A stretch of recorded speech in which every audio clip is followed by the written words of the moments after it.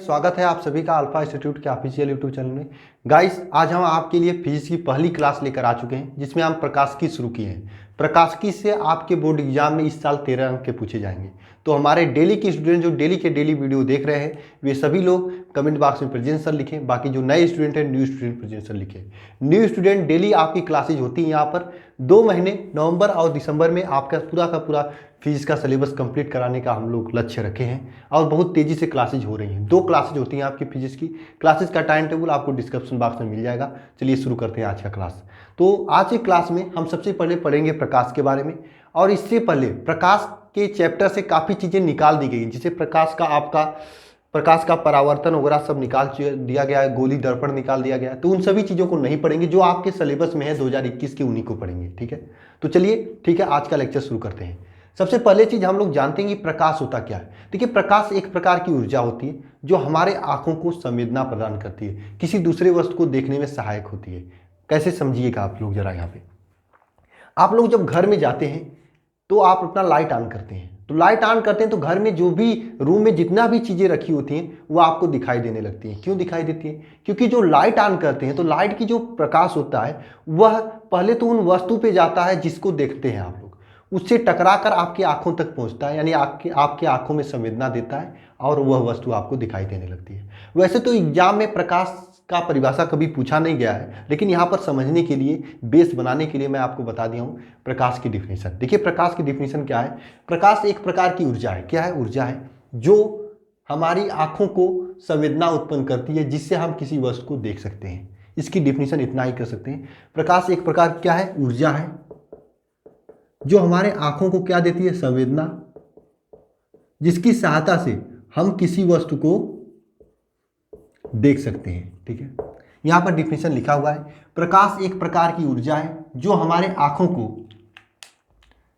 संवेदना उत्पन्न करती है। क्या करती है? संवेदना उत्पन्न करती है, जिसकी सहायता से हम किसी वस्तु को देख सकते हैं। यह प्रकाश का डिफिनीशन है। देखिए, जो प्रकाश होता है, लाइट होती है, वह 2 वस्तुओं से निकलता है। देखिए, आप लोग नोट्स बनाते चलिएगा। वैसे मैं नोट्स दूंगा, एक चैप्टर खत्म होने के बाद उसका मैं नोट्स अपलोड करूंगा, एक ही साथ एक चैप्टर का नोट्स अपलोड करूंगा। लेकिन आप लोग नोट्स बनाते चलिए, बहुत हेल्प होगा, क्योंकि यहाँ पर मैं छोटा छोटा डिफिनीशन बनाकर आपको लिखाया हूँ और समझाते चल रहा हूँ। लास्ट टाइम में आपको पढ़ाई करने का बेस्ट चांस है, छोड़िएगा मत, नोट्स बनाते चलिएगा, आपको काफ़ी हेल्प होगा। ठीक है, यहाँ पर देखिए प्रकाश के स्रोत। प्रकाश के स्रोत में कौन कौन से होते हैं?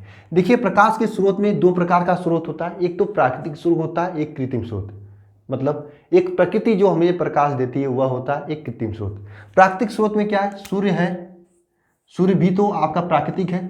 वो सूर्य को प्रकृति ने बनाया है, भगवान ने बनाया है, गॉड ने बनाया है, तो इसलिए सूर्य को प्राकृतिक स्रोत कहेंगे। और तारे, इस से यह प्राकृतिक स्रोत है। और कृत्रिम स्रोत की बात करें तो आपका मोमबत्ती, बल्ब, विद्युत बल्ब, ये सब आपके कृत्रिम स्रोत है। ये सभी चीज़ें पूछी नहीं जाती हैं, इसलिए मैं थोड़ा सा बता दिया। ठीक है, बेस बनाने के लिए।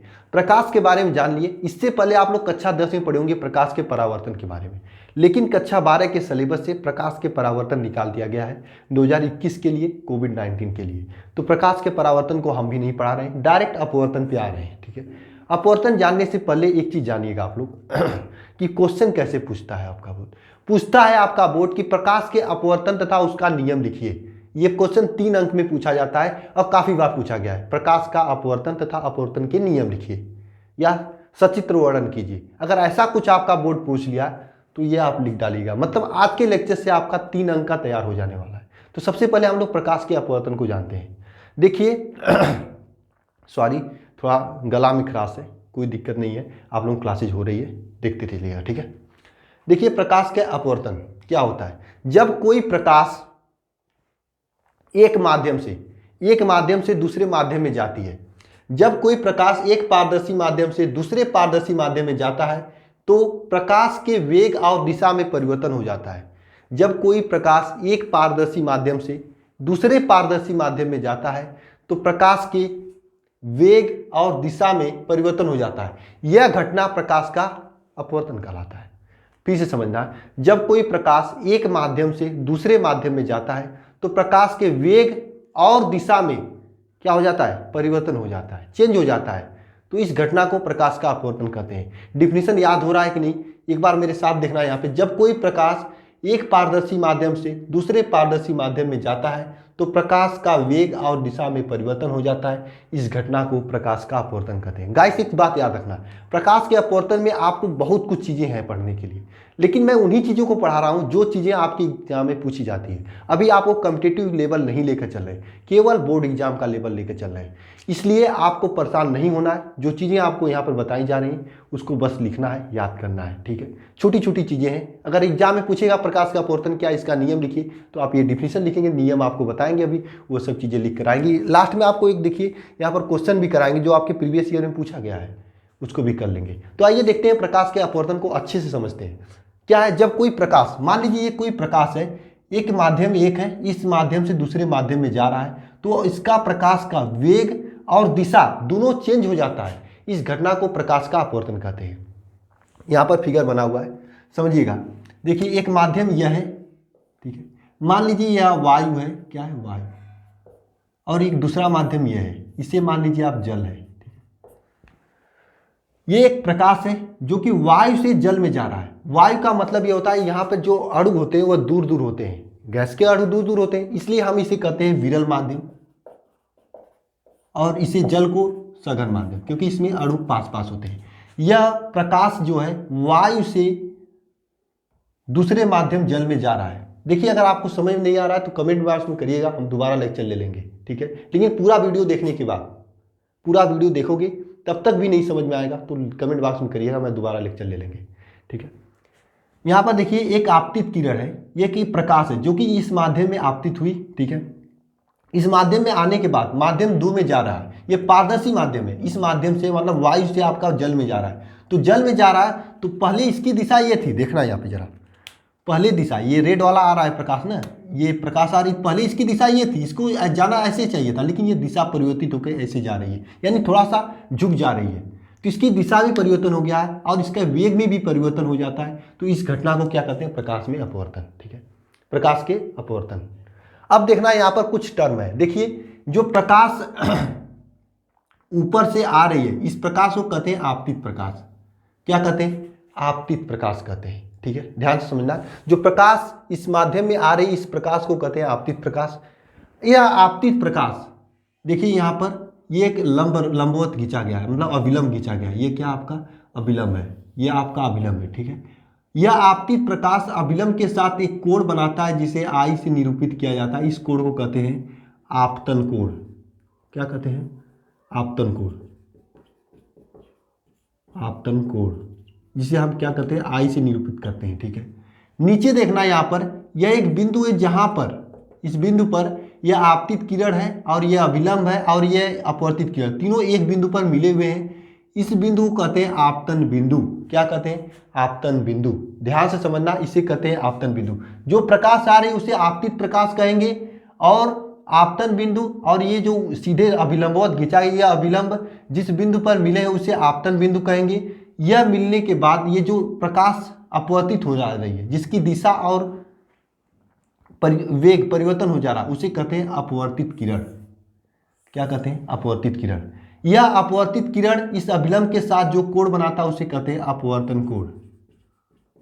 अपवर्तन कोण, इस कोण को R से प्रदर्शित करते हैं, इस कोण को R से प्रदर्शित करते हैं। यह जो अभिलंब है के साथ यह अपवर्तित किरण जो कोण बना रहा है उसे अपवर्तन कोण कहेंगे, इसे R से प्रदर्शित करेंगे। देखना एक बात को, अगर ये प्रकाश विरल माध्यम से सघन माध्यम में जाती है तो यह अभिलंब के पास चली जाती है।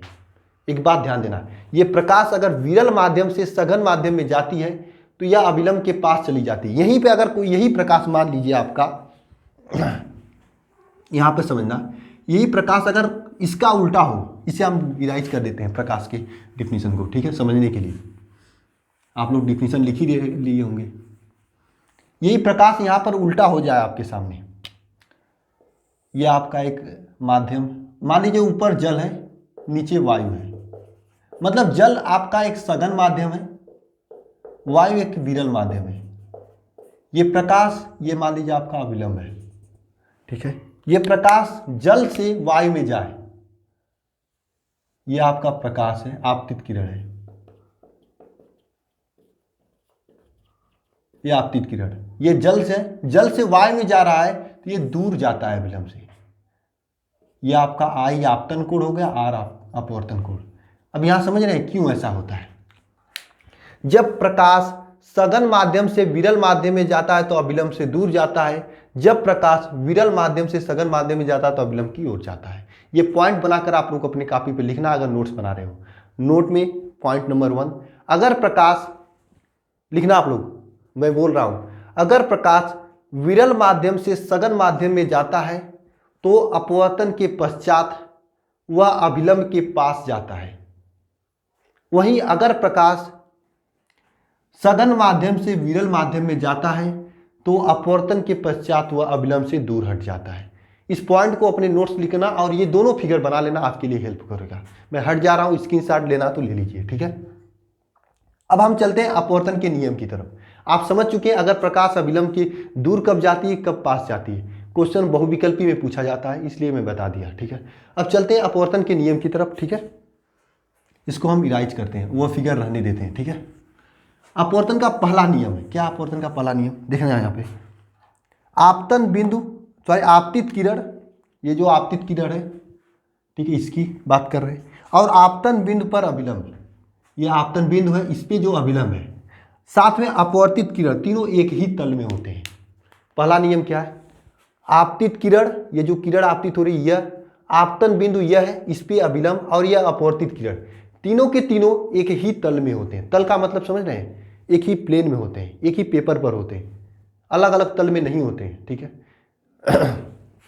फिर से सुनना, आपतित किरण और आपतन बिंदु पर ये जो अभिलंब खींचा गया है, अभिलंब और अपवर्तित किरण, तीनों की तीनों एक ही तल में होते हैं। यह आपका अपवर्तन का पहला नियम है, लिखना चाहते हैं तो लिख लीजिए। आपतित किरण, आपतन बिंदु पर अभिलंब तथा अपवर्तित किरण, तीनों एक ही तल में होते हैं। इसके बाद दूसरा नियम क्या है, आपतन कोण, ये जो आपतन कोण है ये आई, आपतन कोण आई, दूसरा है अपवर्तन कोण आर, इन दोनों का साइन ले ले तो साइन आई कर दें और साइन आर कर दें, यानी आपतन कोण का साइन ले, अपवर्तन कोण का साइन ले और इनका अनुपात ले लें तो ये नियत होता है। क्या होता है, नियत होता है, ये नियत होता है। आपतन कोण का साइन और अपवर्तन कोण का साइन दोनों नियत होता है, ठीक है। इसे कहते हैं स्नेल का भी नियम, स्नेल का नियम, इसे क्या कहते हैं, स्नेल का नियम। बोलिए समझ में आया कि नहीं। यहां पर लिखे हैं आपतन कोण आई का साइन तथा अपवर्तन कोण आर का साइन का अनुपात नियत होता है, साइन आई बटा साइन आर, इसे कहते हैं स्नेल का नियम। बोलिए समझ में आया कि नहीं, आया होगा। इस सभी चीजों को लिख लीजिएगा, अगर आपके एग्जाम में लिखना होता है, अगर नहीं लिखेंगे तो इतना सरल भाषा में आपको डिफिनेशन कहीं नहीं मिलेगा, लिखते चलिएगा, ठीक है। सभी चीजें हो गई आपके पास, अपवर्तन भी समझ लिए, अपवर्तन के नियम भी समझ लिए। लेकिन देखिए ये जो नियत होता है, यह नियत किसके बराबर होता है, यह जो नियत होता है ये बराबर होता है आपके अपवर्तनांक n के, ठीक है। यह जो नियत होता है इसे आप बराबर कर सकते हैं अपवर्तनांक n के,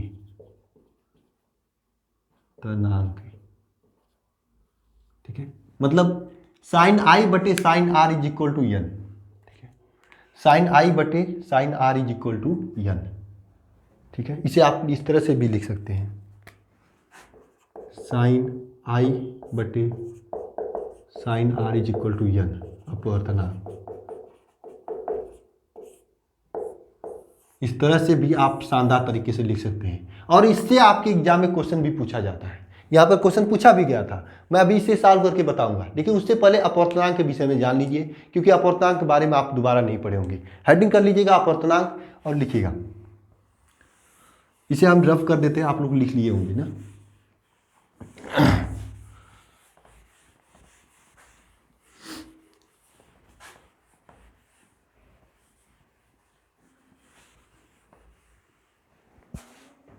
देखिए, किसी माध्यम का निरपेक्ष अपवर्तनांक, किसी माध्यम का निरपेक्ष अपवर्तनांक माध्यम में प्रकाश की चाल बटे निर्वात में प्रकाश की चाल के अनुपात को कहते हैं। फिर से समझना, अपवर्तनांक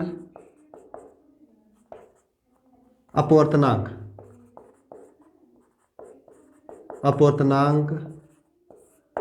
n इज इक्वल टू, अपवर्तनांक n इज इक्वल टू क्या होता है, निर्वात में प्रकाश की चाल बटे माध्यम में प्रकाश की चाल निर्वात में जो प्रकाश की चाल होता है c होता है और माध्यम प्रकाश की चाल b होता है। इसे लिख सकते हो आप c/v, ये होता है आपका अपवर्तनांक का सूत्र। इसे कहते हैं निरपेक्ष अपवर्तनांक। क्या? निरपेक्ष अपवर्तनांक।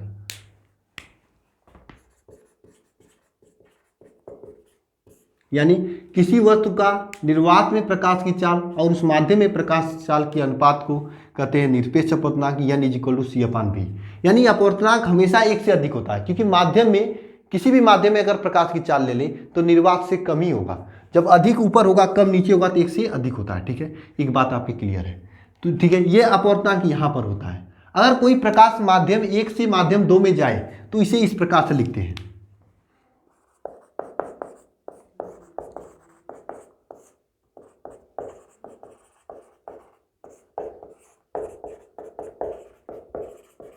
माध्यम 2 में जाए तो इसे कैसे लिखते हैं, देखना यहाँ पे साइन I/sin r लिखते हैं। देखिए 1n2 लिखते हैं। ठीक है, माध्यम 1 से माध्यम 2 में जाए तो इसको इस तरह से लिखते हैं 1n2। ठीक है, 1n2 मतलब पहले माध्यम का अपवर्तनांक बटे दूसरे माध्यम का अपवर्तनांक, ये इस तरह से होता है। ठीक है, ये फार्मूला होता है। इसके अलावा अपवर्तनांक जो है एक फार्मूला और होता है, मैं बता देता हूं, हो सकता है आपके एग्जाम में बहुविकल्पी प्रश्न बन जाए। वैसे मैं जब न्यूमेरिकल कराऊंगा तो वहां पे बता दूंगा, जाने दीजिए। जब न्यूमेरिकल कराऊंगा तो अपवर्तनांक का एक फार्मूला और होता है, उसे मैं बता दूंगा। ठीक है, ये सभी चीजें आप लोग लिखिएगा कि अपवर्तनांक का मतलब होता है कि निर्वात में प्रकाश की चाल बटे माध्यम में प्रकाश की चाल, इसे कहते हैं निरपेक्ष अपवर्तनांक। c/v इसे कहते हैं। अगर कोई प्रकाश माध्यम 1 से माध्यम 2 में जाए तो स्नेल के नियमानुसार sin I बटे sin r होता है, मतलब 1n2 कहते हैं, मतलब पहले का माध्यम का अपवर्तनांक बटे दूसरे माध्यम का अपवर्तनांक, इस प्रकार से निकाला जाता है। ठीक है, इस तरह से आपका किया जाता है ना। अब मैं आपको एक फार्मूला बताने जा रहा हूं, बता दूं, हो सकता है आपको काम आ जाए। फार्मूला क्या है, अब ये मत पूछना ये फार्मूला कैसे आया। ठीक है, हो सकता है एग्जाम में क्वेश्चन यहां से बन जाए। sin I/sin r is equal to 1n2, इसे लिख सकते हो बराबर इज इक्वल टू 1n2 के बराबर लिख सकते हो आप लोग v1/v2, ये आपका वेग है। ठीक है, v1/v2 या फिर λ1/λ2 या फिर n2/n1। ठीक है, अब मैं बता रहा हूँ कौन कौन क्या क्या है यहाँ पे ध्यान से समझना है। ये आपका फार्मूला है। अगर कभी आपके एग्जाम में क्वेश्चन बने न्यूमेरिकल का तो ऐसे बन सकता है, और इसका किस प्रकार से यूज किया जाता है जब मैं न्यूमेरिकल का सीरीज कराऊंगा तो वहाँ पे बताऊंगा, वहाँ पर भी इस फार्मूले के बारे में बताऊंगा, लेकिन यहाँ पर मैं थोड़ा सा बता दिया हूँ ताकि जो स्टूडेंट दोनों वीडियो देखें उन्हें याद हो जाएगा। यहाँ पर देखना v1 क्या है, माध्यम 1 में प्रकाश की चाल, अरे प्रकाश की चाल मतलब चाल। इसी तरह v2 क्या है, माध्यम 2 में चाल है। ठीक है, अगर बात करें λ1 की बात तो λ1 क्या है, माध्यम 1 में तरंग दैर्ध्य। λ2 क्या है, माध्यम 2 में तरंग दैर्ध्य। ठीक है, बात करें n2 क्या है, माध्यम 2 में आवृत्ति। ठीक है, इसी तरह n1 क्या है, माध्यम 1 में आवृत्ति। इस प्रकार से होता है, ये फार्मूला होता है, आप लोग लिख लीजिएगा। एक क्वेश्चन जो कि आपके बोर्ड एग्जाम में पूछा गया था, उस क्वेश्चन को देखते हैं। इस फार्मूले को आपको समझ में आ गया होगा। sin I बटे sin r is equal to 1n2 is equal to v1/v2 λ1/λ2 is equal to n2/n1। ठीक है, इस प्रकार से होता है। ये क्वेश्चन जो आपके बोर्ड एग्जाम में पूछा गया था, इसे हम देख लेते हैं। क्वेश्चन क्या है? स्नेल के नियम के अनुसार ही ये क्वेश्चन लगेगा। एक प्रकाश है जो कि n अपवर्तनांक वाले माध्यम में है, प्रवेश करता है। यदि प्रकाश का आपतन कोण I, प्रकाश का आपतन कोण क्या कर रहा है? प्रकाश का, फिर से देखना है आप एक क्वेश्चन को। एक प्रकाश है जो कि n अपवर्तनांक वाले माध्यम में प्रवेश करता है। प्रकाश का आपतन कोण का मान अपवर्तन कोण के दुगना है तो प्रकाश के अपवर्तन कोण r के दुगना तो प्रकाश का अपवर्तनांक के पदों में उसका मान ज्ञात कीजिए। फिर से समझना, एक प्रकाश किरण निर्वात से n अपवर्तनांक वाले माध्यम में प्रवेश करता है। यदि प्रकाश का आपतन कोण अपवर्तन कोण का दुगना है तो अपवर्तन कोण r के मान आपतन कोण के पदों में ज्ञात कीजिए। ये प्रश्न है। अब समझना कैसे लगाएंगे इसे। देखना यहां पे आपसे कहा है कि आपतन कोण जो कि I होता है, इसका मान 2r के बराबर है, अपवर्तन कोण के दुगना है। ठीक है, यह आपसे कहा है। आपतन कोण का मान अपवर्तन कोण के दुगना है, यह प्रश्नानुसार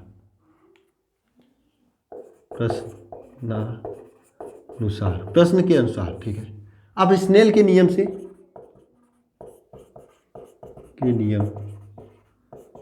स्नेल के नियम से क्या होता है? साइन I बटे साइन R होता है। स्नेल के नियम से साइन I बटे sine R is equal to n, क्योंकि माध्यम का अपवर्तनांक